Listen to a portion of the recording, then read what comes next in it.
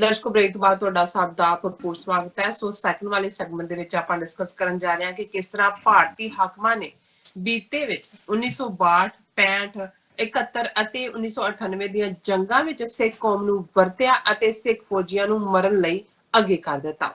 ਕਿ ਆਉਣ ਵਾਲੇ ਸਮੇਂ ਵਿੱਚ ਚੀਨ, ਨੇਪਾਲ ਜਾਂ ਪਾਕਿਸਤਾਨ ਨਾਲ ਹੋਣ ਵਾਲੀ ਕਿਸੇ ਵੀ ਜੰਗ ਵਿੱਚ ਸਿੱਖ ਫਿਰ ਵੀ ਪਹਿਲਾਂ ਵਾਂਗ ਵਰਤੇ ਜਾਣਗੇ। ਸੋ ਇਸ ਉੱਪਰ ਆਪਾਂ ਗੱਲਬਾਤ ਕਰਨ ਜਾ ਰਹੇ ਹਾਂ। ਸੋ ਅਸੀਂ ਚਾਹਾਂਗੇ ਕਿ ਤੁਸੀਂ ਸਾਡੇ ਨਾਲ ਇਸੇ ਤਰ੍ਹਾਂ ਹੀ ਬਣੇ ਰਹਿਣਾ। ਦੇਖਣ ਸੁਣਨ ਲਈ ਤੁਹਾਡਾ ਸਭ ਦਾ ਬਹੁਤ ਬਹੁਤ ਸ਼ੁਕਰੀਆ ਜੀ। ਡਾਕਟਰ ਸਾਹਿਬ, ਕੀ ਵਿਚਾਰਾਂ ਨੇ ਇਸ ਮੁੱਦੇ ਉੱਪਰ? ਦੇਖੋ, 18ਵੀਂ ਸਦੀ ਦੀ ਸਾਡੀ ਬੜੀ ਗਲੋਰੀਅਸ ਹਿਸਟਰੀ ਹੈ। ਬੇਸ਼ੱਕ ਅਸੀਂ ਛੋਟੀ ਗਿਣਤੀ 'ਚ ਸੀ, ਹੰਟਡ ਸੀ, ਦੁਸ਼ਮਣ ਵੱਲੋਂ ਸਿਰਾਂ ਦੇ ਮੁੱਲ ਰੱਖੇ ਹੋਏ ਸੀ, ਲੇਕਿਨ ਸਾਰੀ 18ਵੀਂ ਸਦੀ ਜੇ ਅਸੀਂ 1699 ਤੋਂ ਜਦੋਂ ਖਾਲਸਾ ਪੰਥ ਦੀ ਸਾਜਨਾ ਹੁੰਦੀ ਹੈ, ਉਸ ਤੋਂ ਲੈ ਕੇ 1799 ਤੱਕ ਜਦੋਂ ਕਿ ਲਾਹੌਰ ਦੇ ਉੱਤੇ ਮਹਾਰਾਜਾ ਰਣਜੀਤ ਸਿੰਘ ਕਾਬਜ਼ ਹੁੰਦੇ ਨੇ, 100 ਸਾਲ ਦੇਖੀਏ ਤੇ ਘੱਲੂਘਾਰੇ ਵੀ ਆਏ, ਸਿਰਾਂ ਦੇ ਮੁੱਲ ਵੀ ਹੋਏ, ਪਰਸੀਕਿਊਸ਼ਨ ਵੀ ਹੋਈ। ਲੇਕਿਨ ਇੱਕ ਗੱਲ ਦੇ ਉੱਤੇ ਸਿੱਖ ਕੌਮ ਦਾ ਫੋਕਸ ਸੀ, ਜਿਹੜੀ ਬੇਸ਼ੱਕ ਗੁਰਿਲਾ ਵਾਰਫੇਅਰ, ਜੰਗਲਾਂ 'ਚ ਰਹਿਣਾ, ਆਮ ਆਬਾਦੀਆਂ ਤੋਂ ਦੂਰ, ਔਰ ਉਹ ਬੜਾ ਸਪਸ਼ਟ ਸੀ ਕਿ ਹਮ ਰਾਖਤ ਪਾਤਸ਼ਾਹੀ ਦਾਵਾ ਜਾਂ ਇਤ ਕੋ ਜਾਂ ਅਗਲੋ ਪਾਵਾ। ਇਹ ਸਾਡਾ ਦਾਵਾ ਜਿਹੜਾ ਹੈ ਉਹ ਪਾਤਸ਼ਾਹੀ ਦਾ ਹੈ, ਜਿਹਨੂੰ ਬਾਦਸ਼ਾਹ ਕਹਿੰਦੇ ਨੇ, ਪਾਤਸ਼ਾਹ ਸੋਵਰਨ ਅੱਜ ਦੀ ਜ਼ਬਾਨ 'ਚ ਕਹਿੰਦੇ ਨੇ। ਪਰ ਸਾਡੇ ਲਈ ਜੇ ਅਸੀਂ ਜਿੱਤ ਗਏ ਤੇ ਇਸ ਧਰਤੀ ਦੇ ਅਸੀਂ ਬਾਦਸ਼ਾਹ ਹੋਵਾਂਗੇ, ਤੇ ਜੇ ਅਸੀਂ ਸ਼ਹੀਦ ਹੋ ਗਏ ਤੇ ਫਿਰ ਗੁਰੂ ਦੀ ਗੋਦ ਦੀ ਪਾਤਸ਼ਾਹੀ ਹੈ, ਰੱਬ ਦੀ ਗੋਦ ਹੈ, ਕਿਉਂਕਿ ਸ਼ਹੀਦ ਦਾ ਰੁਤਬਾ ਸਿੱਖੀ ਦੇ ਵਿੱਚ ਵੀ ਸਭ ਤੋਂ ਉੱਚਾ ਰੁਤਬਾ ਹੈ। ਹੁਣ ਜ਼ਾਹਰ ਹੈ ਕਿ ਇਹ ਉਹ ਟਾਈਮ ਸੀ ਜਿਹਦੇ ਵਿੱਚ ਬਹੁਤ ਵੱਡੇ ਚੈਲੰਜ ਸੀ, ਲੇਕਿਨ ਅਲਟੀਮੇਟਲੀ ਤੁਹਾਡਾ ਰਿਜ਼ੋਲਵ ਔਰ ਨਿਸ਼ਾਨਾ, ਦੋ ਚੀਜ਼ਾਂ ਬੜੀਆਂ ਕਲੀਅਰ ਸੀ। ਇੱਕ ਤੁਹਾਡਾ ਇਰਾਦਾ ਤੇ ਇੱਕ ਤੁਸੀਂ ਜਾਣਾ ਕਿੱਥੇ ਹੈ, ਪਹੁੰਚਣਾ ਕਿੱਥੇ। ਔਰ ਸਾਰੀਆਂ ਰੁਕਾਵਟਾਂ ਦੇ ਬਾਵਜੂਦ ਸਿੱਖਾਂ ਨੇ ਉਹ ਮੌਜਜ਼ਾ ਕਰ ਦਿਖਾਇਆ, ਜਿਸ ਨੂੰ ਸਾਈਂ ਬੁੱਲੇ ਸ਼ਾਹ ਨੇ ਵੀ ਆਪਣੇ ਲਫ਼ਜ਼ਾਂ 'ਚ ਕਿਹਾ ਕਿ ਭੂਰਿਆਂ ਵਾਲੇ ਰਾਜੇ ਕੀਤੇ, ਮੁਗਲਾਂ ਜ਼ਹਿਰ ਪਿਆਲੇ ਪੀਤੇ। ਕਿ ਉਹ ਭੂਰੀਆਂ ਦੀ ਬੁੱਕਲ ਮਾਰਨ ਵਾਲੇ ਆਮ ਸਧਾਰਨ ਕਿਸਾਨ ਜਿਹੜੇ ਨੇ, ਉਹ ਉਸ ਧਰਤੀ ਦੇ ਉੱਤੇ ਬਾਦਸ਼ਾਹ ਬਣਦੇ ਨੇ, ਔਰ ਵੱਡੇ ਵੱਡੇ ਖੱਬੀ ਖਾਨ ਮੁਗਲ ਜਿਹੜੇ ਨੇ ਉਹ ਜ਼ਹਿਰ ਪਿਆਲਾ ਪੀਣ ਤੇ ਮਜਬੂਰ ਹੁੰਦੇ ਨੇ, ਜਿਹਨੂੰ ਕਹਿੰਦੇ ਨੇ ਕੌੜਾ ਘੁੱਟ ਭਰਨਾ। ਹੁਣ ਔਰ ਇਸ ਗੱਲ ਦਾ ਸਾਨੂੰ ਫਖਰ ਹੈ, ਜਦੋਂ ਦੁਨੀਆ 'ਚ ਹੁਣ ਪਿੱਛੇ BBC ਨੇ ਇੱਕ ਐਕੈਡੈਮਿਕ ਹਲਕਿਆਂ ਦਾ ਸਰਵੇ ਕਰਵਾਇਆ ਕਿ ਦੁਨੀਆ ਦੇ ਵਿੱਚ ਰੂਲਰ ਕਲਾਸ ਜਾਂ ਉਹਦੇ 'ਚ ਕਿਹਦਾ ਜਿਹੜਾ ਉਹਨੂੰ ਜਿਹੜਾ ਉਹ ਬੈਸਟ ਰਿਹਾ ਜਾਂ ਬੈਸਟ ਮੰਨਿਆ, ਤੇ ਉਹਦੇ 'ਚ ਜ਼ਾਹਰ ਹੈ ਕਿ ਮਹਾਰਾਜਾ ਰਣਜੀਤ ਸਿੰਘ ਦਾ ਪੀਰੀਅਡ ਜਿਹੜਾ 40 ਸਾਲ ਦਾ ਰੂਲ, ਉਸ ਬਾਰੇ ਵੀ ਇੱਕ ਗੋਰੇ ਪ੍ਰੋਫੈਸਰ ਦੀ ਰਿਕਮੈਂਡੇਸ਼ਨ ਕਿ ਕਿਵੇਂ ਉਹਦੇ 'ਚ ਜਦੋਂ ਅਸੀਂ ਦੇਖਦੇ ਹਾਂ, ਅੱਜ ਤਾਂ ਅਸੀਂ 21ਵੀਂ ਸਦੀ 'ਚ ਹੈ, 19ਵੀਂ ਸਦੀ ਦੇ ਹਵਾਲੇ ਨਾਲ, ਫਿਰ ਜਦੋਂ ਤੁਸੀਂ ਪਰਸੀਕਿਊਸ਼ਨ 'ਚੋਂ ਨਿਕਲ ਕੇ ਕੁਝ ਲੈਂਦੇ ਹੋ, ਰਿਵੈਂਜ ਵੀ ਹੁੰਦਾ ਹੈ ਜਾਂ ਦੂਜਾ, ਲੇਕਿਨ ਇਹਦੇ ਬਾਵਜੂਦ ਇਹਦੇ 'ਚ ਕੋਈ ਸ਼ੱਕ ਨਹੀਂ ਹੈ ਕਿ ਜਿਹਨੂੰ ਈਵਨ ਜਿਹੜੀ ਸਭ ਤੋਂ ਬੈਸਟ ਟ੍ਰਿਬਿਊਟ ਹੈ, ਇਸ ਤੋਂ ਵੱਡਾ ਕਿਸੇ ਦਾ ਚੰਗਾ ਹੋਣਾ ਕੀ ਹੁੰਦਾ, ਜਦੋਂ ਦੂਸਰੀ ਕਲਾਸ, ਦੂਸਰੀ ਜਿਹੜੀ ਗਿਣਤੀ ਹੈ, ਵੱਡ ਗਿਣਤੀ ਹੈ, ਕਿਉਂਕਿ ਜ਼ਾਹਰ ਹੈ ਸਿੱਖ ਰਾਜ ਦੇ ਵੇਲੇ ਜਿਹੜੀ ਮੈਜੋਰਿਟੀ ਸੀ ਉਹ ਮੁਸਲਮਾਨਾਂ ਦੀ ਸੀ, ਔਰ ਸ਼ਾਹ ਮੁਹੰਮਦ ਜਿਹਨੇ ਜੰਗਨਾਮਾ ਹਿੰਦ ਪੰਜਾਬ, ਜਿਹਨੂੰ ਜੰਗਨਾਮਾ ਸਿੰਘਾਂ ਫਰੰਗੀਆਂ ਕਿਹਾ ਜਾਂਦਾ ਹੈ, ਉਹ ਲਿਖਿਆ। ਤੇ ਜੇ ਤੁਸੀਂ ਉਹਦੇ 'ਚ ਦੇਖੋ ਕਿ ਇੱਕ ਪੰਜਾਬ ਦਾ ਵਾਸੀ ਮੁਸਲਮਾਨ ਕਿਸ ਹੱਦ ਤੱਕ ਜਾ ਕੇ ਉਸ ਰੂਲ ਨੂੰ ਐਪਰੀਸ਼ੀਏਟ ਕਰਦਾ ਹੈ, ਜਦੋਂ ਉਹ ਕਹਿੰਦਾ ਕਿ ਮਹਾਬਲੀ ਰਣਜੀਤ ਸਿੰਘ ਹੋਇਆ ਪੈਦਾ, ਨਾਲ ਜ਼ੋਰ ਦੇ ਮੁਲਕ ਹਿਲਾਏ ਗਏ। ਤੇ ਜਾਂ ਇੱਕ ਥਾਂ ਉਹ ਕਹਿੰਦੇ ਨੇ ਕਿ ਹਿੰਦੂ ਮੁਸਲਮਾਨ ਦੋਵੇਂ ਕੌਮਾਂ ਸੁਖੀ ਵਸਦੀਆਂ ਸਨ, ਹੋਰ ਕਦੇ ਨਾ ਆਈ ਤੀਜੀ ਕੌਮ ਮੀਆਂ, ਕਿ ਹੋਰ ਕੋਈ ਤੀਜੀ ਜ਼ਾਤ ਮੀਆਂ, ਕਿ ਕੋਈ ਹੋਰ ਨਹੀਂ ਸੀ। ਇੱਕ ਹਾਰਮਨੀ ਸੀ ਜਿਹੜੀ ਸਟ੍ਰਾਈਕ ਕੀਤੀ, ਡੈਥ ਸੈਂਟੈਂਸ ਨਹੀਂ ਸੀ, ਪ੍ਰੋਸਪੈਰਿਟੀ ਸੀ, ਧਰਮਾਂ ਦਾ ਆਦਰ ਸੀ। ਬਾਕੀ ਮਹਾਰਾਜਾ ਰਣਜੀਤ ਸਿੰਘ ਵੀ ਆਮ ਇਨਸਾਨਾਂ ਵਾਂਗ, ਆਮ ਬਾਦਸ਼ਾਹਾਂ ਵਾਂਗ ਕਮਜ਼ੋਰੀਆਂ ਵੀ ਸਨ, ਨੈਗੇਟਿਵਿਟੀਜ਼ ਵੀ ਸਨ। ਅਸੀਂ ਉਸ ਦੀ ਗੱਲ ਨਹੀਂ, ਅਸੀਂ ਕੁੱਲ ਮਿਲਾ ਕੇ ਅਸੀਂ ਉਸ ਖਿੱਤੇ 'ਚ ਜਦੋਂ ਅਸੀਂ ਅੱਜ ਇਹ ਗੱਲ ਕਰ ਰਹੇ ਹਾਂ ਕਿ ਭਾਈ ਸਿੱਖ ਕੌਮ ਦਾ ਅੱਜ ਦੇ ਦੌਰ 'ਚ ਕੀ ਰੋਲ ਹੋਏਗਾ, ਤੇ ਪਾਸਟ ਵੱਲ ਦੇਖਣਾ ਬੜਾ ਜ਼ਰੂਰੀ ਹੈ। ਔਰ ਅਸੀਂ ਇਹ ਦੇਖਦੇ ਹਾਂ, ਇਹ ਵੀ ਇੱਕ ਗੱਲ ਫਖਰ ਵਾਲੀ ਹੈ ਜਿਹਨੂੰ ਬਹੁਤ ਵਾਰੀ ਹਾਈਲਾਈਟ ਨਹੀਂ ਕੀਤਾ ਜਾਂਦਾ। ਜਦੋਂ ਸਿੱਖ ਰਾਜ ਦਾ ਪੀਰੀਅਡ ਦੀ ਗੱਲ ਹੁੰਦੀ ਹੈ, ਲਗਭਗ 40 ਸਾਲ ਮਹਾਰਾਜਾ ਰਣਜੀਤ ਸਿੰਘ ਤੇ ਅਗਲੇ 10 ਸਾਲ ਢਹਿੰਦੇ ਆ ਭਰਾ ਮਾਰੂ ਜੰਗ ਦੇ ਦੌਰ ਚ ਵੀ, ਫਿਰ ਵੀ 1849 ਚ ਜਾ ਕੇ ਅੰਗਰੇਜ਼ ਪੰਜਾਬ ਨੂੰ, ਜਿਹੜਾ ਏਡਾ ਵੱਡਾ 1.5 ਲੱਖ ਮੁਰੱਬਾ ਮੀਲ ਤੋਂ ਵੱਡਾ ਐਮਪਾਇਰ ਸੀ, ਉਹਨੂੰ ਆਪਣੇ ਰਾਜ ਦਾ ਹਿੱਸਾ ਬਣਾਉਂਦੇ ਨੇ। ਪਰ ਇੱਕ ਗੱਲ ਇਹਦੇ ਚ ਇਹ ਵੀ ਦੇਖਣ ਵਾਲੀ ਹੈ ਕਿ ਨਾ ਸਿਰਫ ਪੰਜਾਬੀਆਂ ਨੇ ਉਸ ਪੀਰੀਅਡ ਚ ਉਸ ਰਾਜ ਨੂੰ ਆਪਣਾ ਸਮਝਿਆ, ਜਿਹਦਾ ਸਬੂਤ ਸ਼ਾਹ ਮੁਹੰਮਦ ਦਾ ਹੀ ਹੈ। ਉੱਥੇ ਉਸ ਜੰਗ ਦੇ ਵਿੱਚ ਫਾਈਨਲ ਜਿਹੜੀ ਪਹਿਲੀ ਐਂਗਲੋ ਸਿੱਖ ਵਾਰ ਹੁੰਦੀ ਹੈ ਅੰਗਰੇਜ਼ਾਂ ਔਰ ਜਿਹੜੀ ਹੈ ਸਰਕਾਰੇ ਖਾਲਸਾ ਦੀ, ਮੁਸਲਮਾਨ ਉੱਚੇ ਅਹੁਦਿਆਂ ਤੇ ਨੇ, ਤੋਪਖਾਨੇ ਚ ਨੇ, ਮਾਖੇ ਖਾਂ ਹੈ, ਜਿਹੜਾ ਹੈ ਉਹਨਾਂ ਦਾ ਇਮਾਮੂਦੀਨ ਹੈ, ਫੌਜੀ ਨੇ। ਇੱਕ ਵੀ ਮੁਸਲਮਾਨ ਫੌਜੀ ਨੇ, ਜਰਨੈਲ ਨੇ, ਜਾਂ ਲਾਹੌਰ ਦਰਬਾਰ ਦੇ ਵਿੱਚ ਸਭ ਤੋਂ ਇੰਪੋਰਟੈਂਟ ਅਹੁਦੇ ਦੇ ਉੱਤੇ ਫਕੀਰ ਅਜ਼ੀਜ਼ੁਦੀਨ, ਉਹਨਾਂ ਦਾ ਭਰਾ ਨੂਰੁਦੀਨ ਕੀ ਪੋਜੀਸ਼ਨਸ ਤੇ ਨੇ, ਇੱਕ ਵੀ ਮੁਸਲਮਾਨ ਨੇ ਆਪਣੀ ਧਰਤੀ ਦੇ ਉਸ ਖਿੱਤੇ ਦੀ ਜਿਹੜੀ ਬਾਦਸ਼ਾਹਤ ਹੈ ਉਹਦੇ ਨਾਲ ਦਗਾ ਨਹੀਂ ਕਮਾਇਆ। ਔਰ ਇਹ ਜਦੋਂ ਅਸੀਂ ਜੰਗਾਂ ਦਾ ਹਾਲ ਵੀ ਦੇਖਦੇ ਹਾਂ ਤੇ ਉਹ ਬੜਾ ਕਲੀਅਰ ਹੈ ਕਿ ਭਾਈ ਆਈਆਂ ਜਦੋਂ ਅੰਗਰੇਜ਼ ਹਮਲਾ ਕਰਦੇ ਨੇ ਕਿ ਆਈਆਂ ਪਲਟਣਾ ਭੀੜ ਕੇ ਤੋਪਖਾਨੇ, ਅੱਗੋਂ ਸਿੰਘਾਂ ਨੇ ਪਾਸੜੇ ਮੋੜ ਸੁੱਟੇ, ਮੇਵਾ ਸਿੰਘ ਤੇ ਮਾਖੇ ਖਾਂ ਹੋਏ ਸਿੱਧੇ, ਹੱਲੇ 3 ਫਰੰਗੀ ਦੇ ਤੋੜ ਸੁੱਟੇ। ਹੁਣ ਦੋਨੋਂ ਪਾਸੇ ਤੋਪਖਾਨੇ ਚ ਇੱਕ ਪਾਸੇ ਮੇਵਾ ਸਿੰਘ ਹੈ, ਇੱਕ ਪਾਸੇ ਮਾਖੇ ਖਾਂ ਹੈ। ਸੋ ਇਹ ਇੰਪੋਰਟੈਂਟ ਪਾਰਟ ਹੈ। ਇਹਦੇ ਉਲਟ ਉਹ ਜੰਮੂ ਕਸ਼ਮੀਰ ਦੇ ਡੋਗਰੇ ਹੋਣ ਜਿਹਦੇ ਚ ਮੁੱਖ ਤੌਰ ਤੇ ਗੁਲਾਬ ਸਿੰਘ ਹੈ, ਜਾਂ ਯੂਪੀ ਦੇ ਬ੍ਰਾਹਮਣ ਹੋਣ ਲਾਲ ਚੰਦ ਤੇ ਤੇਜਾ ਚੰਦ ਜਿਨ੍ਹਾਂ ਨੇ ਸਿੱਖ ਨਾਂ ਰੱਖੇ, ਉਹਨਾਂ ਨੇ ਕਿਵੇਂ ਬਿਟਰੇਲ ਕੀਤਾ। ਪਰ ਜਿਹੜੀ ਗੱਲ ਅਸੀਂ ਸਿੱਖਾਂ ਦੇ ਵਿੱਚ ਇੱਕ ਮਰਸਨਰੀ ਕੈਰੈਕਟਰ ਦੀ ਕਰਦੇ, ਇਹ 1849 ਚ ਉਦੋਂ ਤੱਕ ਸਿੱਖ ਜੇ ਲੜੇ ਤੇ ਆਪਣੀ ਸੋਵਰਨਿਟੀ ਲਈ ਲੜੇ, ਜਸਟਿਸ ਲਈ ਲੜੇ, ਜਾਂ ਕਿਸੇ ਨੇ ਆ ਕੇ ਪੁਕਾਰ ਕੀਤੀ ਅਕਾਲ ਤਖਤ ਤੇ ਕਿ ਭਾਈ ਧੱਕਾ ਹੁੰਦਾ ਉਹਦੇ ਲਈ ਗਏ, ਕਿਸੇ ਹੋਰ ਦੇ ਹੱਕਾਂ ਲਈ ਉਹਦੀ ਫੌਜ ਚ ਜਾ ਕੇ ਨਹੀਂ ਰਲੇ। ਲੇਕਿਨ 1849 ਤੋਂ ਬਾਅਦ ਅੰਗਰੇਜ਼ਾਂ ਦੇ ਰਾਜ 98 ਸਾਲ ਬ੍ਰਿਟਿਸ਼ਰਸ ਨੇ ਪੰਜਾਬ ਤੇ ਰਾਜ ਕੀਤਾ, ਔਰ ਜਿੱਥੇ ਉਹਨਾਂ ਦੇ ਪੀਰੀਅਡ ਦੀਆਂ ਵੀ ਜਿਹੜੀਆਂ ਗਾਥਾਵਾਂ ਨੇ ਉਹ ਸਾਰਾਗੜ੍ਹੀ ਹੋਏ ਜਾਂ 2 ਸੰਸਾਰ ਜੰਗਾਂ ਹੋਣ, ਉਹਦੇ ਚ ਅਸੀਂ ਸਿੱਖ ਫੌਜੀਆਂ ਜਾਂ ਸਿੱਖ ਆਰਮੀ ਦੀ ਬਹਾਦਰੀ ਦੀ ਦਾਸਤਾਨ ਦੀ ਗੱਲ ਕਰਦੇ। ਪਰ ਇੱਕ ਗੱਲ ਦਾ ਧਿਆਨ ਰਹੇ ਕਿ ਉਹ ਆਪਣੇ ਰਾਜ ਲਈ ਜਾਂ ਜਸਟਿਸ ਲਈ ਨਹੀਂ ਸੀ ਲੜ ਰਹੇ, ਉਹ ਅੰਗਰੇਜ਼ ਦੇ ਯੂਨੀਅਨ ਜੈਕ ਦੇ ਲਈ ਲੜ ਰਹੇ ਸੀ। ਪਰ ਇਹ ਸਮਝਣਾ ਜ਼ਰੂਰੀ ਹੈ ਮੈਂਟੈਲਿਟੀ ਨੂੰ। ਪੰਜਾਬ ਪੁਲਿਸ ਹੋਏ ਪੱਗਾਂ ਵਾਲੇ ਜਿਹੜੇ ਆਪਣੇ ਮੁੰਡਿਆਂ ਨੂੰ ਮਾਰਦੇ ਨੇ, ਜਾਂ ਭਾਰਤੀ ਫੌਜੀ ਹੋਣ ਜਿਹੜੇ ਸਿੱਖ ਫੌਜੀ ਜਿਹੜੇ ਲੜਨ ਮਰਨ ਲਈ ਤਿਆਰ ਰਹੇ ਨੇ ਪਿਛਲਿਆਂ ਚ ਵੀ, ਔਰ ਹੁਣ ਬਾਰੇ ਅਸੀਂ ਗੱਲ ਕਰਾਂਗੇ। ਤੋ ਇਹ ਇੱਕ ਜਿਹੜਾ ਕਰੈਕਟਰ ਮਰਸਨਰੀ ਕਰੈਕਟਰ ਅੰਗਰੇਜ਼ਾਂ ਨੇ ਭਰਿਆ, ਔਰ ਜਿਹਦੇ ਬਾਰੇ ਸ਼ਾਇਦ ਫਜ਼ਲ ਹੁਸੈਨ ਇੱਕ ਇਸਲਾਮਿਕ ਸਕਾਲਰ ਸਨ 20ਵੀਂ ਸਦੀ ਦੀ ਬਿਗਨਿੰਗ ਦੇ, ਉਹਦੇ ਚ ਉਹਨਾਂ ਨੇ ਇੱਕ ਗੱਲ, ਭਾਵੇਂ ਉਹ ਕੌਨਫੀਡੈਂਸ਼ੀਅਲ ਡਾਕੂਮੈਂਟ ਸੀ ਉਹਨਾਂ ਦੇ ਆਪਣੇ ਦਾਇਰਾਕਾਰ ਦੇ ਵਿੱਚ ਭੇਜਣ ਦੇ ਲਈ, ਉਹਨਾਂ ਨੇ ਕਿਹਾ ਵੀ the problem with the Sikhs is that still they think themselves as the lions of Punjab, and they forget that the tail of this lion has been tamed by the British। mercenary character ਦੀ ਗੱਲ ਸੀ।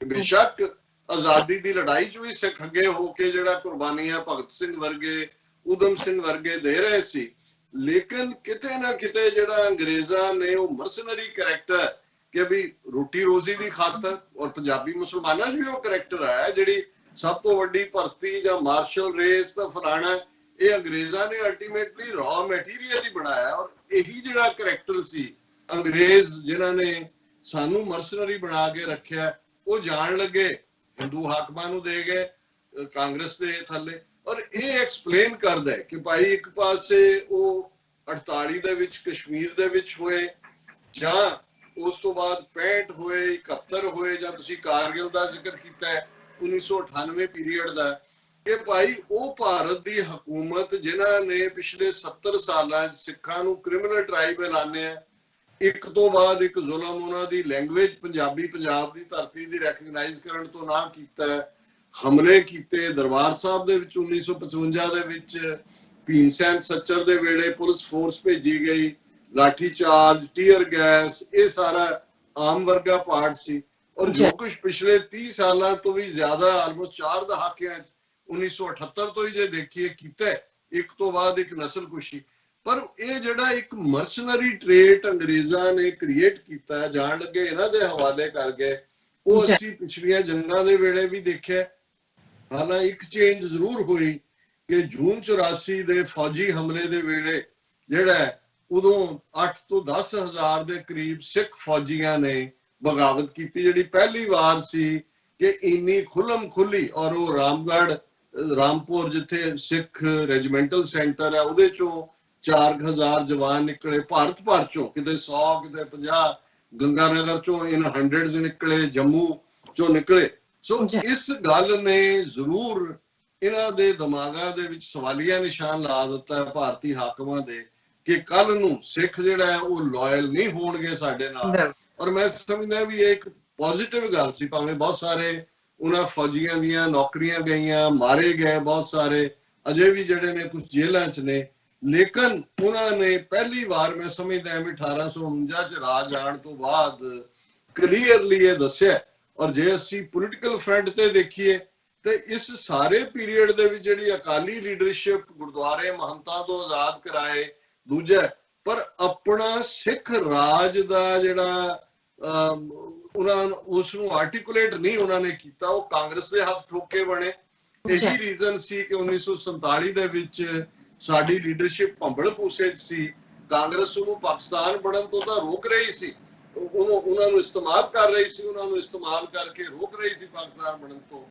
ਪਰ ਸਿੱਖਾਂ ਨੂੰ ਉਹ ਫਲਾਵਰੀ ਜਿਹੜੇ ਨੇ experience, glow of freedom, autonomous rule, ਇਦਾਂ ਦੀਆਂ ਜਿਹੜੀਆਂ ਨੇ ਉਹ ਉਹਨਾਂ ਨੂੰ ਫੜਾ ਰਹੇ ਸੀ, ਜਿਹੜੇ ਛਣਛਣੇ ਨੇ ਔਰ ਛਣਕਣੇ, ਔਰ ਜ਼ਾਹਰ ਹੈ ਕਿ ਉਹ ਵਜਾਉਂਦੇ ਰਹੇ ਔਰ ਨਤੀਜਾ ਸਾਹਮਣੇ। ਸੋ ਪਹਿਲੀ ਵਾਰ ਮੈਂ ਸਮਝਦਾ ਵੀ 20ਵੀਂ ਸਦੀ 'ਚ ਸੰਤ ਜਰਨੈਲ ਸਿੰਘ ਭਿੰਡਰਾਂਵਾਲੇ 1849 ਤੋਂ ਬਾਅਦ ਇਸ ਕਿਸਮ ਦੀ ਸ਼ਖਸੀਅਤ ਆਉਂਦੇ ਨੇ ਜਿਹੜੇ ਸਿੱਧੇ ਸਿੱਧੇ ਸਿੱਖ ਰਾਜ ਦੇ ਲਈ ਆਰਟੀਕੂਲੇਟ ਕਰਦੇ ਨੇ ਕਿ ਭਾਈ ਅਸੀਂ ਆਪਣਾ ਰਾਜ ਲੈਣਾ ਔਰ ਗੁਲਾਮ ਨਹੀਂ ਅਸੀਂ ਹੋਣਾ। ਔਰ ਹੁਣ ਵਰਤਾਰਾ ਕੀ ਹੋਏਗਾ ਅਸੀਂ ਸਮਝਦੇ ਹਾਂ ਕਿ ਵੀ ਇਸ ਵੇਲੇ ਇੱਕ ਕਲਾਸ ਜਿਹੜੀ ਡਾਇਸਪੋਰਾ ਸਿੱਖ ਨੇ 5 ਮਿਲੀਅਨ ਭਾਰਤ ਦੇ ਨਕਸ਼ੇ ਦੀ ਕੈਦ ਤੋਂ ਬਾਹਰ ਨੇ। ਜੇ ਈਵਨ ਇਸ ਚੀਨ ਦੇ ਇਸ ਲਿਮਿਟਿਡ ਐਕਸ਼ਨ ਦੇ ਦੌਰਾਨ ਵੀ ਉਹਨਾਂ ਦਾ ਰਿਐਕਸ਼ਨ ਜਾਂ ਸੋਸ਼ਲ ਮੀਡੀਆ ਤੇ ਜਾਂ ਦੂਸਰੇ ਦੇਖੋ, ਫਿਰ ਕਿਸੇ ਨੂੰ ਕੋਈ ਭੁਲੇਖਾ ਨਹੀਂ ਰਹਿੰਦਾ ਕਿ ਭਾਈ ਅਸੀਂ ਕਿਸ ਹੱਦ ਤੱਕ ਜਾਵਾਂਗੇ ਭਾਰਤੀ ਹਕੂਮਤ ਨੂੰ ਜਾਂ ਉਹਨਾਂ ਦੀ ਫੌਜ ਨੂੰ ਡਿਫੀਟ ਦੇਣ ਦੇ ਲਈ।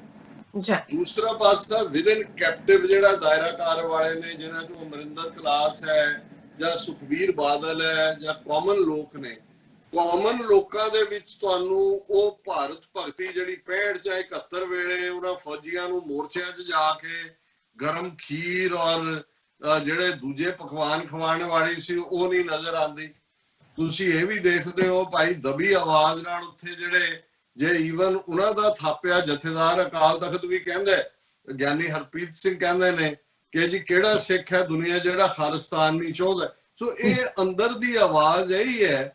ਹਾਲਾਂਕਿ ਜਿਹੜੇ ਫੌਜੀ ਹੁੰਦੇ ਨੇ ਡਿਊਟੀ ਬੌਂਡ ਨੇ, ਟ੍ਰੇਨਿੰਗ ਵੀ ਉਹਨਾਂ ਦੀ ਉਸ ਕਿਸਮ ਦੀ ਹੈ, ਉਹ ਐਂਥੂਸੀਆਜ਼ਮ ਤਾਂ ਨਹੀਂ ਹੋਏਗਾ। ਔਰ ਇਹ ਵੀ ਪੋਸੀਬਲ ਹੈ ਕਿਉਂਕਿ ਇਹ ਅਜੇ ਮੈਨੂੰ ਨਹੀਂ ਲੱਗਦਾ ਵੀ ਇਹ ਹੁਣ ਕੋਈ ਫੁੱਲ ਫਲੈਜਡ ਵਾਰ ਵੱਲ ਜਾ ਸਕਦੀ ਹੈ ਗੱਲ।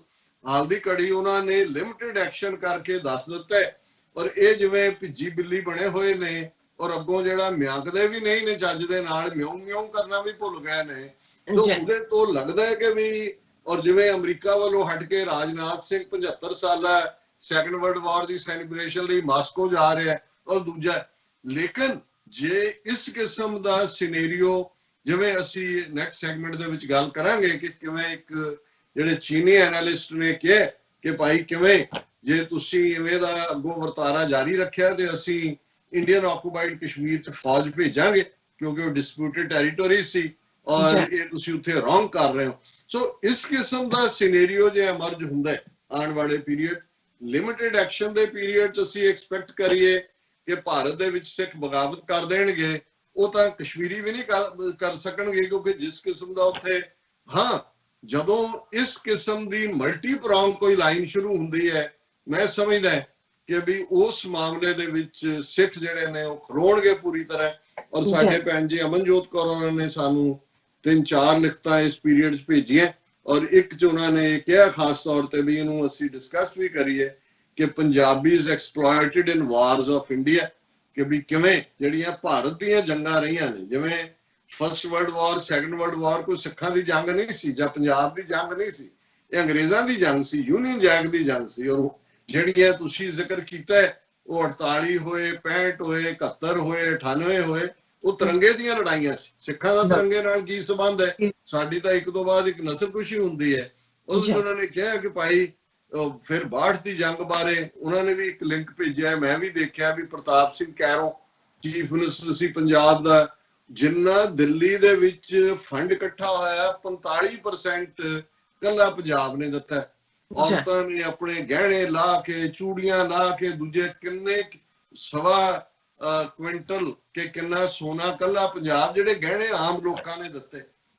ਪਰ ਉਸ ਪੀਰੀਅਡ ਦੀ ਮੈਨੂੰ ਘਟਨਾ ਇੱਕ ਯਾਦ ਹੈ ਜਿਹੜੀ ਬਚਪਨ ਚ ਮੈਂ ਆਇਆ, ਕਿ ਕੈਰੋ ਨੇ ਜਿਹੜਾ ਬਾਰਡਰ ਦੇ ਉੱਤੇ ਵੀ ਗਿਆ ਔਰ ਅਸੀਂ ਮਰਾਂ, ਉਹਨੇ ਬਿਆਨ ਦੇ ਦਿੱਤਾ, ਉਹਨੇ ਬਿਆਨ ਦਿੱਤਾ ਕੈਰੋ ਨੇ ਆ ਕੇ, ਉਹਨੇ ਕਿਹਾ ਜੀ ਅਸੀਂ ਦੇਸ਼ ਦੀ ਰੱਖਿਆ ਦੇ ਲਈ 2 ਲੱਖ ਸਿੱਖ ਫੌਜੀ, ਪੰਜਾਬੀ ਕਿਹਾ ਉਹਨੇ ਪਰ ਜ਼ਾਹਰ ਹੈ ਵੀ ਪੰਜਾਬ 'ਚ ਕੋਈ ਹਿੰਦੂ ਤਾਂ ਨਹੀਂ ਬਾਣੀਆਂ ਜਾਂਦਾ ਬਣਨ ਲਈ, ਕਿ ਫੌਜ ਦੇਾਂਗੇ 2 ਲੱਖ ਸਿੱਖਾਂ ਦੀ ਭਰਤੀ ਦੇਾਂਗੇ।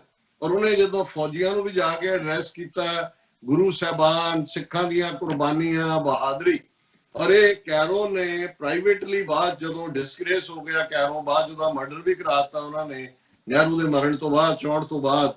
ਔਰ ਉਹਨੇ ਇਹ ਗੱਲ ਆਪਣੇ ਇੱਕ ਨਿਕਟਵਰਤੀ ਨੂੰ ਚੰਡੀਗੜ੍ਹ ਦੇ ਵਿੱਚ ਦੱਸੀ, ਕਿਉਂਕਿ ਸਾਂਝੇ ਦੋਸਤ ਹੁੰਦੇ ਨੇ ਔਰ ਗੱਲ ਘੁੰਮਦੀ ਹੋਰ ਵੀ ਸਾਡੇ ਤੱਕ ਵੀ ਪਹੁੰਚੀ ਉਸ ਪੀਰੀਅਡ 'ਚ।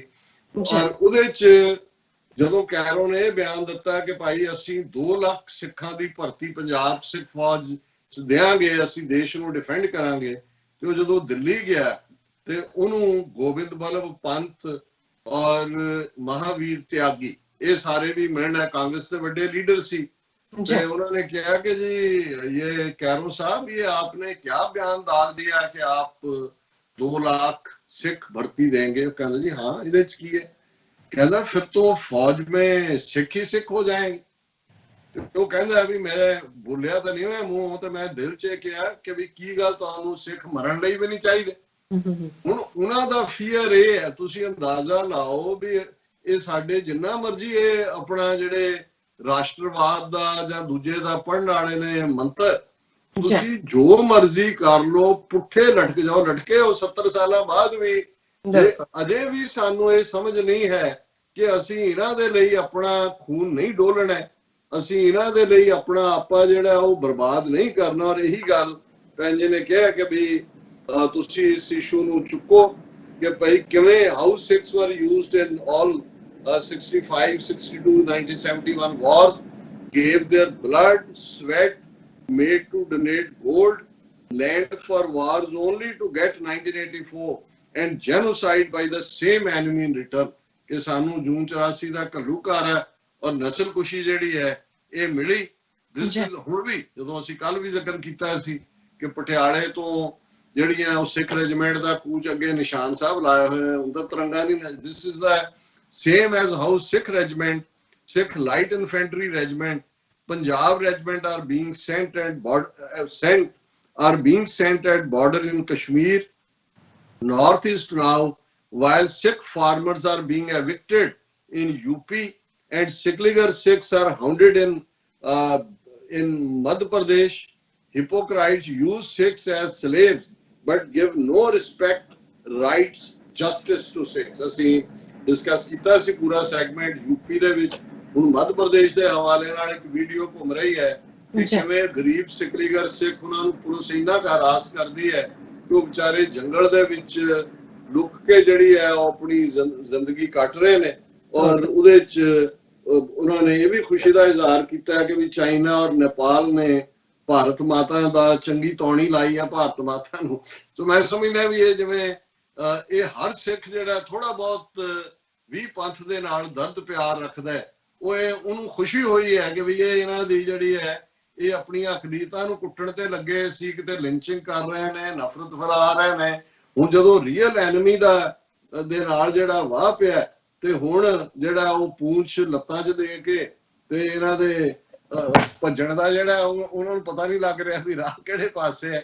ਸੋ ਕੁੱਲ ਮਿਲਾ ਕੇ ਅਸੀਂ ਸਮਝਦੇ ਹਾਂ, ਔਰ ਇਹ ਜਿਵੇਂ ਸਿੱਖਸ ਫਾਰ ਜਸਟਿਸ ਨੇ ਵੀ ਇਸ ਮੁੱਦੇ ਤੇ ਕਾਲ ਦਿੱਤੀ ਹੈ, ਹੋਰ ਵੀ ਜਿਹੜੇ ਸਿੱਖ ਚਿੰਤਕ ਨੇ ਕਿ ਭਾਈ ਇਸ ਵਾਰ ਸਿੱਖ ਆਪਣੇ ਰਾਜ ਭਾਗ ਦੇ ਲਈ ਲੜਨਗੇ, ਖਾਲਿਸਤਾਨ ਦੇ ਲਈ ਜਦੋਂ ਵਕਤ ਬਣ ਜਾਂਦਾ ਹੈ ਤੇ ਸਾਨੂੰ ਬਾਹਰ ਤਿਆਰ ਹੋਣਾ ਚਾਹੀਦਾ ਹੈ। ਪਰ ਭਾਰਤੀ ਫੌਜ ਦੇ ਵਿੱਚ ਜਿਹੜੇ ਸਿੱਖ ਨੇ ਉਹਨਾਂ ਨੂੰ ਅਸੀਂ ਇਹ ਅਪੀਲ ਹੀ ਕਰ ਸਕਦੇ ਹਾਂ ਕਿ ਇਹਨਾਂ ਅਕਿਰਤ ਕਣਾਂ ਦੇ ਲਈ, ਨਾ ਸ਼ੁਕਰਿਆਂ ਦੇ ਲਈ ਆਪਣਾ ਖੂਨ ਨਾ ਡੋਲੋ।